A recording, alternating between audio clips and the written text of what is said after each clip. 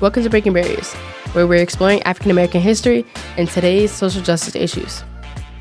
Change starts with awareness, so listen and learn. I'm your host, Stephanie, and let's get started. Hello, and welcome back to Breaking Barriers. I'm your host, Stephanie. If this is your first time here, welcome. We love to see it. If you're returning, I'm so glad you came back. Today we're going to learn about new topics. I'm super excited. So let's get going. So today's topic, we're going to talk about educational disparities, and I'm super excited to talk about this topic because we're going to talk about one of my favorite people. Every time I talk about her, I just get super excited. I just love her so much. So let's dive into it. So we're going to talk about educational disparities. We're going to start with school segregation, and I feel like you can't talk about school segregation without talking about Miss Ruby Bridges. I love Ruby Bridges so much. She has an amazing story. She's just a wonderful, great person, and even still doing work today to make changes in the world. I would love to be able to meet her one day or just even hear her speak in person. That would be great. But let's get started. Ruby Bridges is a significant figure in history of school segregation in the United States. Her story just amplifies the courage and the challenges that came with educational equality during the civil rights movement. So let's just get directly into her story and her background. So in 1954, the Supreme Court Justice made the decision in Brown versus Board of Education to declare racial segregation in public schools was unconstitutional. So that's kind of where that starts. This is where her story starts in their decision to desegregate public schools. Although this was a Supreme Court ruling, you can assume that the South definitely was struggling with this decision and pushing against it as much as possible. So in the same year that Brown versus Board of Education decision was made was the same year that Ruby Bridges was born, in 1954. She was born in Tylertown, Mississippi, and later moved to New Orleans. And this is kind of where she gets to the point of desegregating public schools. In the 1960s, when Ruby Bridges was 6 years old, she was given the chance to take a test to go into a public school. This public school was called William Frantz Elementary School. So in order for these black students to get into these all-white schools or previously all-white schools, they had to take a test. This was the South's way of kind of trying to keep black kids out of their schools. Either way, Ruby Bridges scored excellent on this test, and she gained access to go to this public school. So in November of 1960, Ruby Bridges was accompanied by the U.S. Marshal and her mother to walk to this public school for the first time. And she is walking through protesters of white people just standing on the sides of this road, just following her, watching her, and screaming at her, yelling at her, calling her names and saying racial slurs and throwing things at her and threatening her life. And she's 6 years old. This is a 6-year-old child being escorted with her mother and U.S. Marshals to go to this public school. People threw little black dolls at her and little black dolls in coffins at her and, called her all these names and said all these things about her. And she's a child. She's going through this. All she's trying to do is get a good education, and her life is being threatened. Her family is being threatened. It's just very crazy to think about that they're doing this to a child. If you would like to see, you can look up pictures. You could see her being walked with her mother and U.S. Marshals in a mob of angry people. The pictures can be a little disturbing. It's just crazy, again, to see this happening to a child. So for the first year of Ruby at this school, she was the only student in her class. All of the white parents were pulling their children out of this school because they didn't want their kid to be in class with Ruby. So for an entire year, she was in that class by herself, and there was only one teacher in that entire school district that was willing to teach her. The teacher's name is Barbara Henry. She continued to teach Ruby and just really support Ruby in all that she had done throughout that school. She did not mind teaching her in an empty class, being the only student. She was very supportive of her, even when she had moved up in her school grades. So as I said earlier, Ruby and her family were being threatened, and this did have significant repercussions on her and her family. Her father did end up losing his job, and her grandparents were evicted from their farm, and they were frequently harassed and received threats. Although the Black community and some white allies, were there to support them in any ways that they could, and just be there for them, but they were constantly being threatened and, fearful of their lives because of this.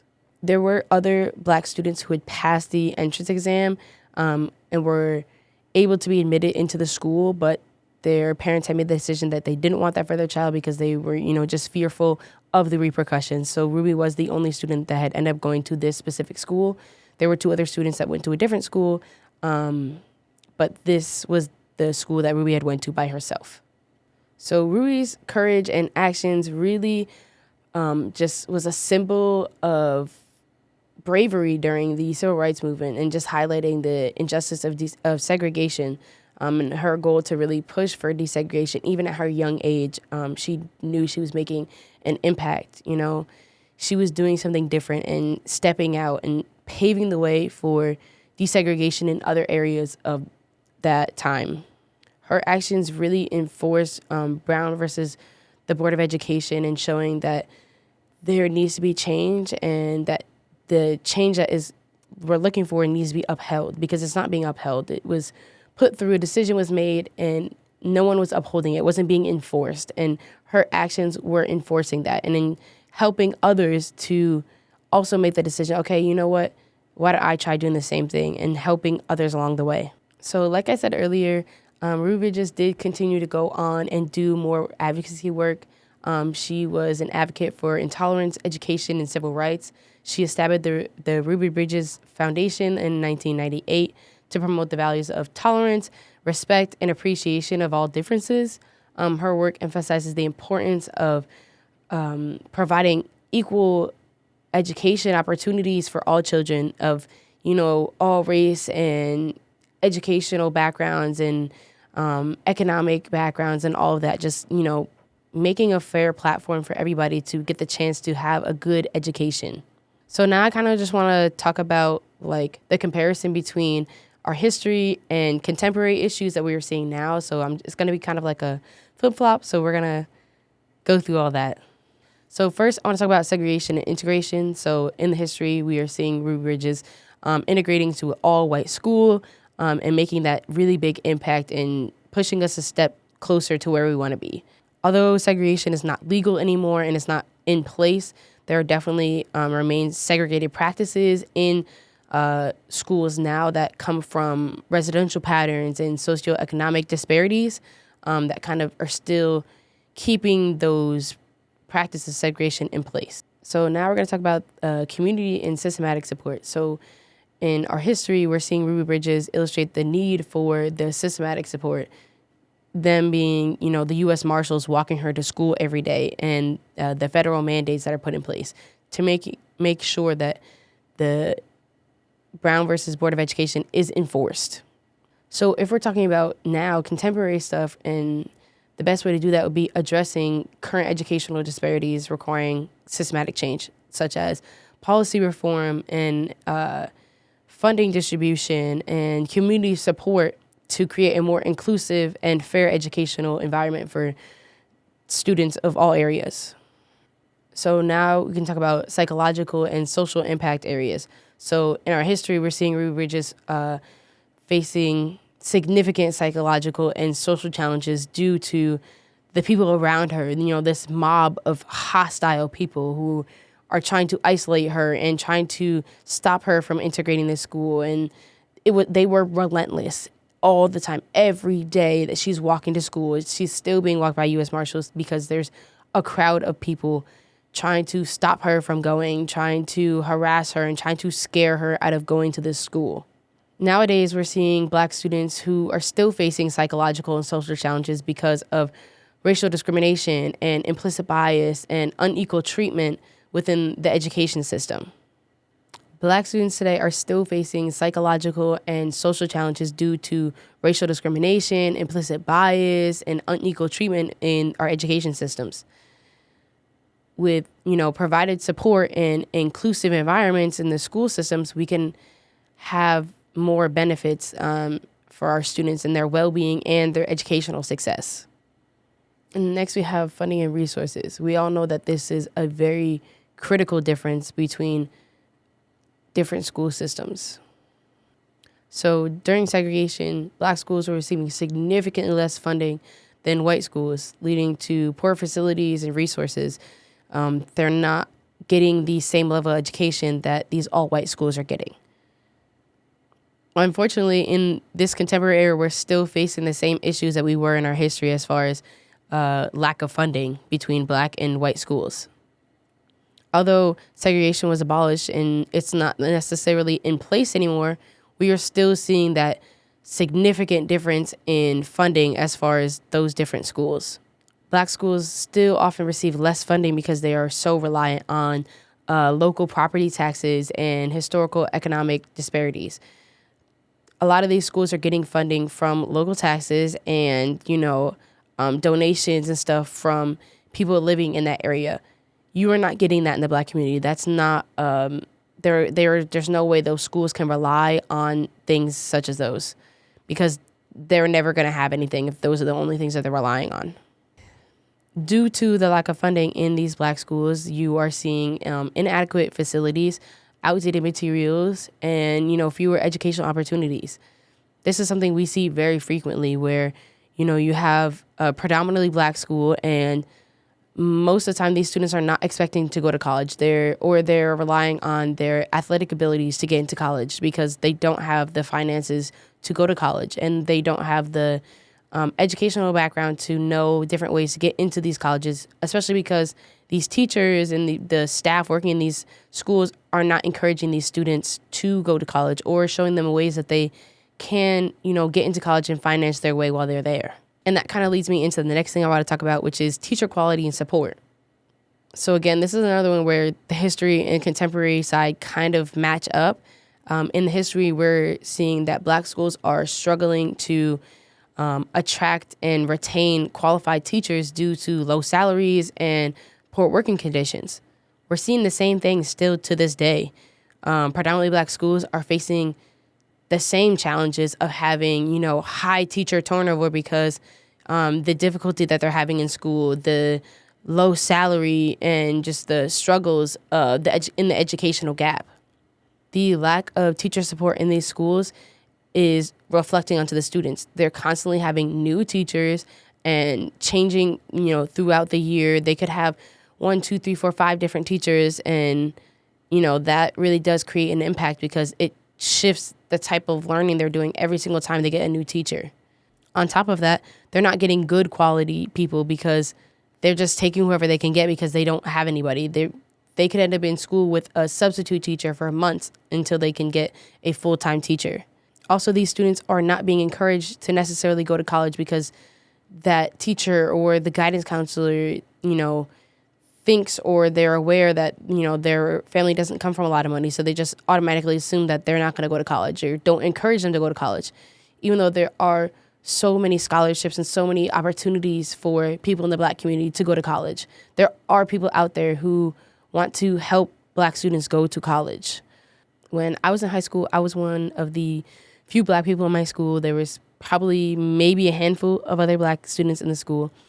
And when it came to my senior year, I applied for every single scholarship that I could because I knew that I did not have the money to go to college, and I knew that my family didn't have the money for me to go to college. So I tried to get as many scholarships as I could. I went to a state school, so it was a little bit cheaper, and I just took out the student loans that I had to take out.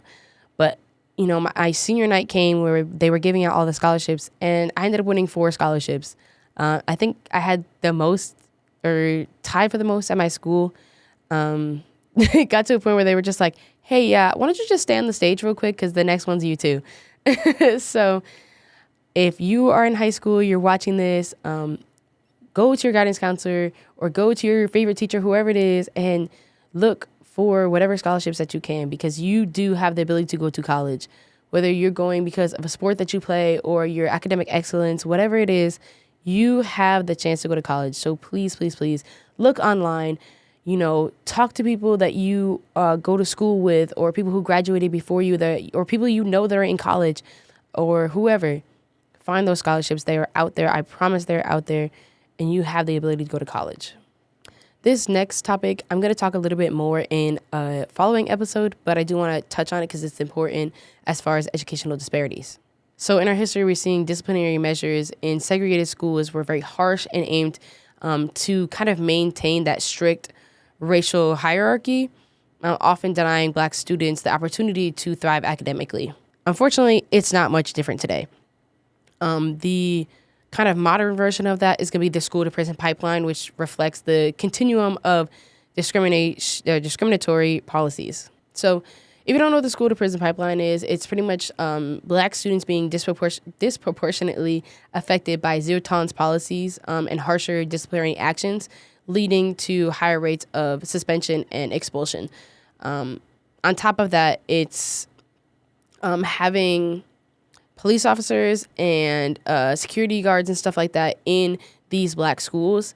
And instead of these students, being disciplined in the educational area, they're kind of being automatic from discipline to being arrested because there's police automatically there. So it's causing more issues. It causes a lot of tension. I know that I would be very uncomfortable if I was just going to high school and there's constantly, police following us around. And I understand the safety measures of it, but, there needs to be kind of a separation there, especially because there is that zero tolerance policy and there's constantly a target on the back of Black students. So having that separation is really important for Black students' development and their educational success. So in our history, we're seeing Black students in segregated schools that are limited to access to advanced courses, whether they qualified for it or not. It just wasn't really an option for them. And we're still kind of seeing that nowadays. If you are looking at a predominantly Black school, there is a lack of advanced placement courses, gifted programs, and extracurricular activities. Having access to advanced courses and like clubs and sports teams and stuff like that are essential to students' academic success and their personal growth overall. The last one I'll talk about is community and parental involvement. This is really, really, really essential to students' growth and changes that need to be made in the school system. So in our history, we're seeing the Black community often facing significant barriers to school involvement, like school decision-making due to systematic racism and exclusionary practices. So, making it the meetings at times where these Black parents aren't able to get to, or just excluding them from the meetings overall, just, not letting them have a voice, or just having them there and not even taking their thoughts into consideration. In more contemporary times, we don't have that legal barrier anymore, but there's still that socioeconomic challenge and a lack of resources still that limit the extent to which Black parents and the community are able to really influence educational policies and practices in predominantly Black schools. With the economy that we have right now, the way that the world is becoming more and more expensive, it's putting people, especially parents, in a position where they're constantly working. They don't have the time to go to, a PTO meeting or a town hall meeting or whatever it is to speak about their experience or their child's experience in the Black community. They are working to be able to put food on the table and keep a roof over their head and their children's head. And it's really difficult to make time outside of those main priorities. So they are not the ones making the decision for their child's education, unfortunately. It's, people with the money, people who are, able to influence the school policy decisions. So the last thing I want to talk about is solutions to educational disparities in our time now. So one of the first things that we can do is ensure equitable funding. And I want to emphasize equitable. Forget equality. Equity is really where it's at, y'all. So I don't know if you know the difference, but we're going to break it down real quick because I feel like this is really important. So Equitable and equal, not the same thing. So if you want to really look at it, if you're a visual person like me, you can look up equitable versus equal, and it'll show you a picture, and I'm going to explain the picture. So if you have two people and they're watching a baseball game and they're standing behind a fence, and one person's really tall and can easily see over the fence, and the other person's short and can't see over the fence, if you have two step stools, you're not going to give each person a step stool because the tall person doesn't need the step stool. Give the step stools to the shorter person because now they can both see. Now they're both at the same height. They can both see over the fence. That's equitable. You're meeting someone where they're at and giving them what they need to put them on a fair, level playing field. So that's the difference. That's why I want to explain that because I think that's really important. So reform funding is able to provide adequate resources to schools in economically disadvantaged areas. So making sure that we are meeting those schools where they're at. If they have, books from the 1990s, we're not going to, give them, okay, we'll give you books from, 2010. No, give them the most up-to-date book that we have, just like these white schools have. Give them the most up-to-date stuff. Put them on the same level that everybody else is on so that we are getting fair and equal opportunities as far as education. Another thing that's really important is to address implicit bias. If you say you don't have a bias, you're lying. Everybody has bias. It's just in us. It is what it is, whether it's about education or about race or whatever it is. It could literally be about the most simple thing. Everyone has bias. So implementing training programs to help educators recognize their implicit bias and address it is essential to creating those equal educational opportunities. Also, on top of that, it also addresses disciplinary action. So making sure that if two people do the same thing, they're getting the same punishment. The black person should not be, getting a harsher punishment or should not be, expelled or whatever it is. So that is another place where that really does help in the educational system, addressing educational biases and disciplinary biases. On top of that, promoting restorative justice. Adopting those practices of restorative justice to reduce relying on punitive disciplinary measures when it comes to black students.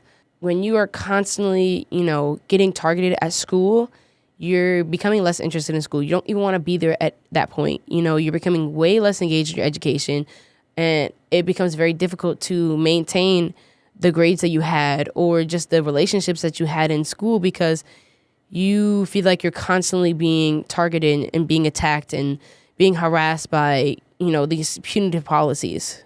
Another thing is expand access to advanced courses, whether this is a gifted program, honors, AP, college credit courses, or just a recommendation to go to a private school or a STEM school, whatever it is.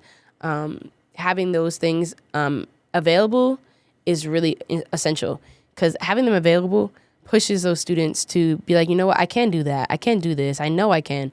And without that, then, they're just going to stay at the status quo. And having those teachers there to encourage them to push themselves to get into these honors classes, these AP classes or college credit courses, whatever it is really helpful. So also making sure that the quality of teachers is also there, or quality of educational staff altogether is there. Along with that, having clubs and sports teams and just those extracurricular activities, whether it's music or art or sports, chess, baking, whatever it is, having those things available to students does help them on their personal growth as far as, figuring out the things that they like, what they don't like, what they're really good at, something that they never expected to be good at. That helps a lot in their personal growth. The last thing I want to talk about is fostering community engagement. So encouraging a great level of engagement through parents and just the people in the community all together in decision-making processes is essential to the needs of these black students. If we have, the people in the black community and these parents of these black students at these meetings helping to make decisions in their school, then their students are going to be better off. Their needs are going to be heard, they're going to be addressed, and any issues that they may have been dealing with before could be resolved. If we don't have, people to represent us, then we're never going to get the things that we need. Although it is important to have a diverse group of people in decision makings as far as trying to get the best options, it is essential to have someone to represent us. It can't be just all white men in the room, like, how we see in politics. That's not representing a lot of people. That's a lack of representation as in the Black community, the Asian community, the Hispanic community. Like, these white men are not representing all of us. And on top of that, that completely cuts women out of the picture. If we do not have the proper representation in that room, we are never going to get what we need. Even if it's just, 2 people, maybe it's a parent or someone in that community, just their voices there to create that impact is all we need. We need the diversity of the room to have different perspectives on situations, but if we are not getting the needs of the students heard at all, then we're not doing anything right. These policies are put in place for these students. If it has nothing to do with their needs and we're not addressing what the issues that they're facing, then what are we doing?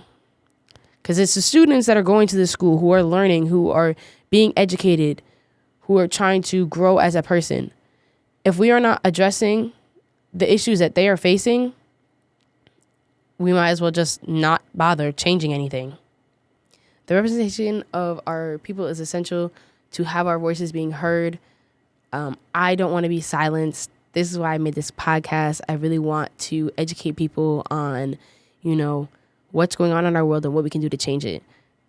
Don't be that silenced Black person anymore. I actually have this little keychain that I got at the Juneteenth block party in San Antonio.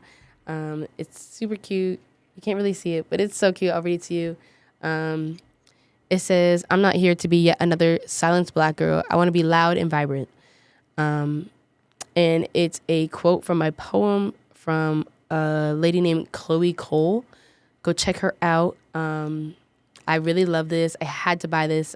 It reminded me of my podcast and using my voice to make change. So I really recommend just trying to be involved in school, making decisions if it comes to your children or if it's you, even if you're the student, be involved. Go out there and tell them your concerns and get those changes that need to be made. If we can address all of these issues that we brought up, and there's more, but these I feel like are the really big ones that kind of encompass all of the other issues. If we can address these and specifically target these areas, we can address the educational disparities that we are facing nowadays. If we can, create these changes, then we can provide a more equitable opportunity as far as educational standpoint for, people of all racial and economic backgrounds. Well, that's today's episode. I hope you learned something new and you enjoyed this episode. Shout out to my girl, Ruby Bridges. Love her so much. Like I said, I would love to meet her, just hear her speak. And if you want to know more about her story, I would definitely, do some reading online. There's definitely, books and documentaries and everything that you can do your own research on her story and, the other students that have also gone through similar things during that time. I would really highly recommend looking it up. She has a wonderful story. Well, this was Breaking Barriers with your host, Stephanie. Thank you so much for listening. Please like and subscribe. Share with your friends and family members or whoever. You could airdrop it to a stranger for all I care. But get the word out there so that we can make some change in this world in every aspect that we can. Thank you. Bye. Thank you for tuning in, and we'll see you on the next episode.